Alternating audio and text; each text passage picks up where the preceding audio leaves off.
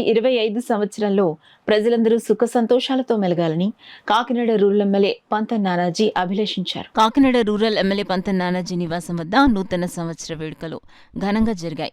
ఉదయం నుంచే అధికారులు, ప్రజాప్రతినిధులు, కూటమి పార్టీ నాయకులు, కార్యకర్తలు, అభిమానులు పెద్ద ఎత్తున వచ్చి ఎమ్మెల్యేకు గజమాలలతో పంతం నానాజీని సత్కరించారు. పుష్పగుచ్చాలిచ్చి నూతన సంవత్సర శుభాకాంక్షలు తెలిపారు.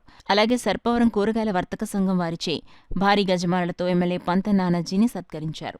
వచ్చిన నాయకులు, కార్యకర్తలు, అభిమానులు ప్రతి ఒక్కరికి ఎమ్మెల్యే పంతం నానాజీ పేరు పేరున కృతజ్ఞతలు తెలిపారు.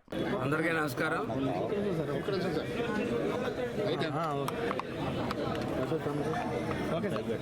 నమస్కారం.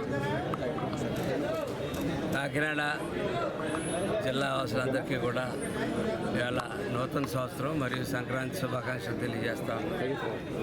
అలాగే ఈ నూతన సంవత్సరం అస్థిరపరిచేటువంటి ఆర్థిక వ్యవస్థని ఒక గాడిలో పెట్టి పవన్ కళ్యాణ్ గారు అలాగే చంద్రబాబు నాయుడు గారి యొక్క సారథ్యంలో ఈ రాష్ట్రం తిరిగి గాడిలోకి తీసుకొస్తారని దృఢంగా విశ్వసిస్తూ ఉన్నాం.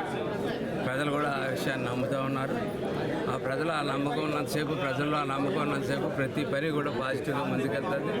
ముందుకెళ్ళి ఖచ్చితంగా ఈ హస్తగతం చేసేసినటువంటి ఈ రాష్ట్రాన్ని